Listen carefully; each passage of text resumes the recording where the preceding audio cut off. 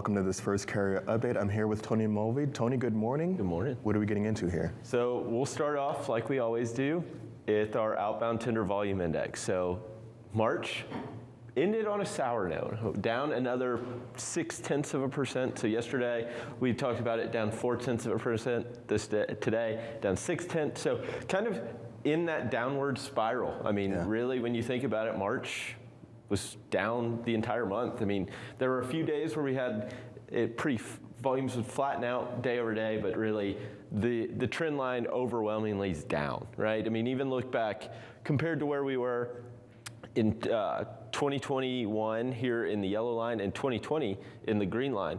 Obviously, during 2020, we had the rapid rise right ahead of those shutdowns. So really the COVID impact, you see it showing up in that green line for 2020 volumes. What's interesting, I looked at it on a relative scale and added 2019 in.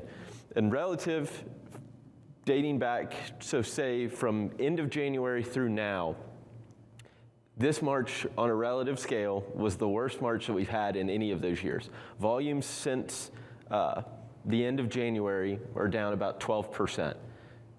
Even in 2019, volumes were up 3% during that same time frame. So it's really, we were at such a high level that where volumes are still at that high level, but when you start comparing it across what we've seen for the past 4 years, it really wasn't a great month. We'll move on here and we'll change it up a little. We're gonna bring up a map.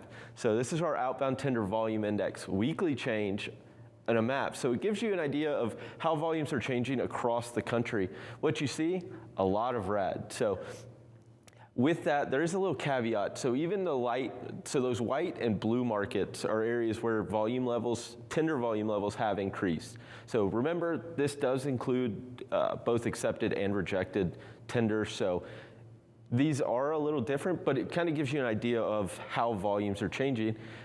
But the big note really is a lot of the large markets are showing up in red. So, I mean, you are seeing some volume where you think of, hey, this is where a lot of freight demand is. We're seeing it kind of slow down. I mean, look at Ontario, LA, showing up there around that 10% down. There are some bright spots. Yeah. Look at Dallas there in that light white. I mean, I think it's up like 1%. Chicago, another freight hub, up about 10% in the past week, showing up there in that white color as well. But I mean, again, you've got Atlanta, Harrisburg, all the other large markets, they're kind of acting the opposite way. Tender volumes falling, kind of in line with what we're seeing in the overall market. Yeah, I mean, Tony, this is one of those areas where you really have to start really being strategic and where you're sending your trucks, where you're going, because as you see and as you noted, there's just so much red here. Yeah. And so with volumes coming down, it makes this type of information that much more important. Yeah, I mean, anytime you're seeing what's happening on a weekly basis, not what happened last month, what happened, I mean, that's a lot of what you talk, the economic data, right? It's slow when we're getting February, March numbers now, and in the next couple weeks, well, this is real time what's happening now. Yeah. So, I mean, you look at it, I'll touch on it a little later, like at Kansas City, those volume levels are pretty mild. It's an area where capacity is tightening. So, I mean, when you start adding some of these maps together and some of these charts together, it kind of paints a picture of, hey, these are where my opportunities are to go and push rates up. I mean, we talk about that national spot rate been on this sharp decline. I think it was down 23 cents in the month. We'll get the updated data that includes this week's data beginning of next week. But, I mean, up until then, we're down 23 cents per mile in a month with fuel prices that are included in that all-in rate up pretty significantly in March as well. So that tells me that baseline haul rate's declining, but guess what? There are opportunities where, hey, maybe I can use my truck, because obviously that's important, and keep some pressure on rates. And that's what we'll talk about in a later carrier update, especially in that Kansas City market where we've seen rates kind of flatten out, right? So haven't moved up or down, but flat, which in this market is probably a good thing.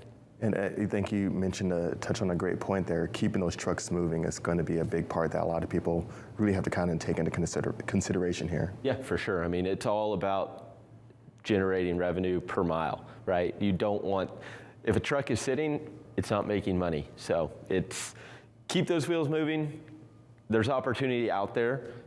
You just got to pay attention to how the data is moving and what it's telling you, and really act upon it.